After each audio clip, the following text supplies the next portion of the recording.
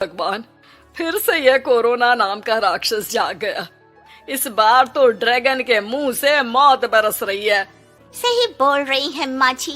मुझे तो अब शर्म ही आती है कि मैं चाइना से हूँ। न जाने क्या क्या खाती हैं, कैसी कैसी बीमारी फैलाती हैं। अरे बहू, लेकिन वहीं से तो तू भी आई है ना मेरी लाडो। तू तो अंडा भी नहीं खाती। माँ जी, अच्छा खासा सब ठीक हो गया था, लेकिन पता नहीं कैसे ये फिर निकल कर आ गया। काश चाइना वालों को थोड़ी सी और अकल होती तो आज हम लोगों से अपने यूं जुदा ना हो रहे होते। कोरोना की नई लहर से देश में हो रही मौतों और घर में बंद रहने के कारण हमारी चाइनीज बहू बहुत दुखी होती है। उसे लगता है कि भारत में जो कुछ भी हो रहा है वो उसी के कारण हो रहा है। अब हमारी चाइनीज बहू परेशान सी रहने लगी। अरे क्या बात है मेरी चाइनीज गुड़िया, आज तू एक्सरसाइज नहीं करेगी? अरे ना तो तूने जूस पिया है। क्या हो गया लाडो? कुछ नहीं मम्मी जी, बस अच्छा नहीं लग रहा। लोग मर रहे हैं और मैं जूस पीऊं। माँ जी, चाइना से आई ये महामारी और मैं भी तो चाइना से ही आई ना। अरे अरे बेटा, ऐसा ना सोच।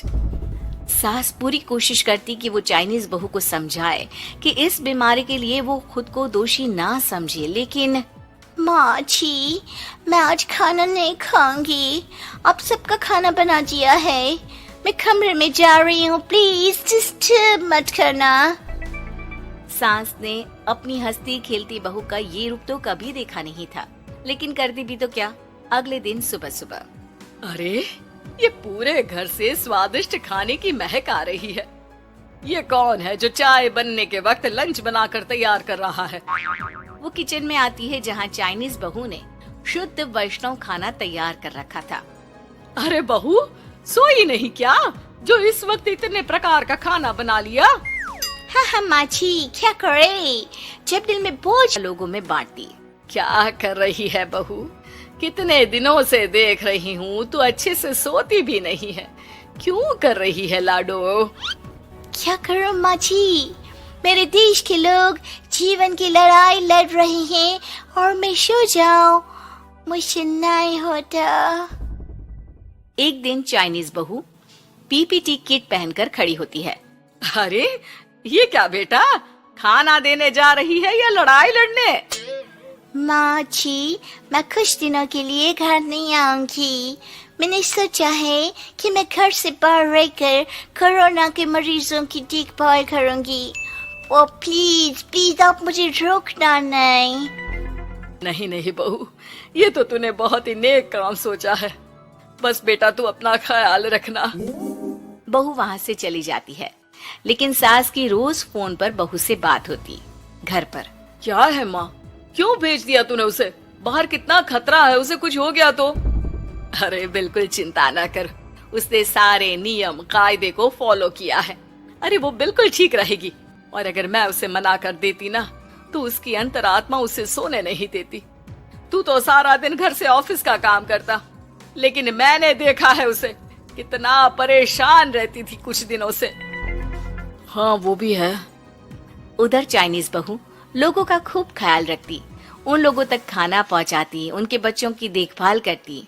एक दिन बहू अपनी सोशल साइट देख रही थी तो उसे दिखता है कि एक आदमी ने बच्चों की देखभाल के लिए पोस्ट डाली है। बहू उसे फोन करती है। मैं आपकी कोई मदद कर सकती हूँ, प्लीज बताओ। दूसरी तरफ से आवाज आती है। मैं और मेरी बीवी दोनों ही कोरोना से पीड़ित हैं। हम लोगों के बच्चों को देखने के लिए कोई नहीं है, प्लीज हमारी है।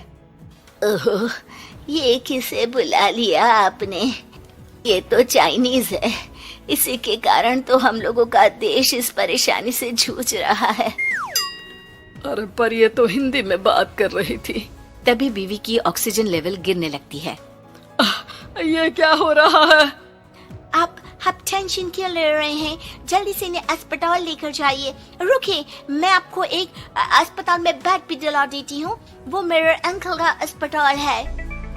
चाइनीज बहू फोन पर बात करके उन लोगों को बेड दिलाती है, जहां पति की भी तबीयत खराब हो जाती है और दोनों को बेड दिलाकर बहू घर में बच्चों की पूरी देखभाल करती है। सास का बहू पर फोन आता है। अरे मेरी चाइनीज गुड़िया, कैसी है रे तू? अरे माँ, पीछे की गली में ही हूँ मैं। वो खालिया लोग है ना, उन दोनों हस्बैंड वाइफ को कोरोना हो गया था। मैंने उन लोगों को श्रीवास्तव अंकल के अस्पताल में भर्ती करवा दिया है और अब मैं मार्च ही उन दोनों बच्चों का ख्याल रख रही हूँ। अरे जीती रे बेटा, कोई जरूरत हो तो बता देना। नहीं नहीं माँ जी, सब कंट्रोल में है। बस इन बच्चों के माँ बाप ठीक होकर घर आ जाए। अच्छा माँ, इन लोगों के घर का फोन बज रहा है, मैं आपको थोड़ी देर बाद कॉल करती हूँ। लैंडलाइन में घर के मालिक का फोन था। हम लोगों की जिंदगी का कोई भरोसा नहीं है। यहाँ इलाज महंगा है और हम लोगों के पास पैसे नहीं है। जितना इलाज हो सकेगा उतना ही होगा।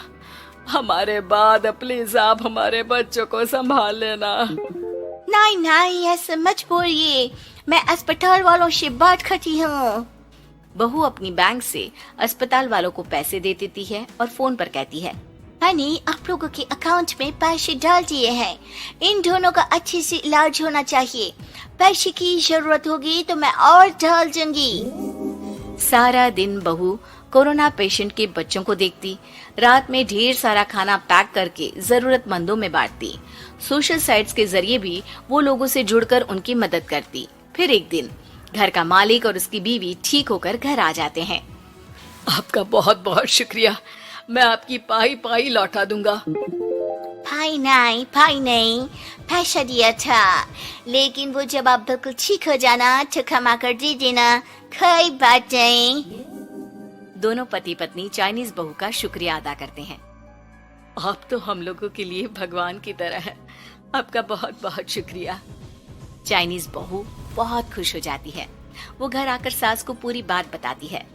देख मेरी चाइनीज गुड़िया, तुझे चाइना का होने पर अफसोस था ना, लेकिन तूने सच्चे दिल से लोगों की सेवा करके ये बता दिया कि बेटी कहीं की भी क्यों ना हो, ससुराल आकर वो ससुराल के रंग में ही रंग जाती है।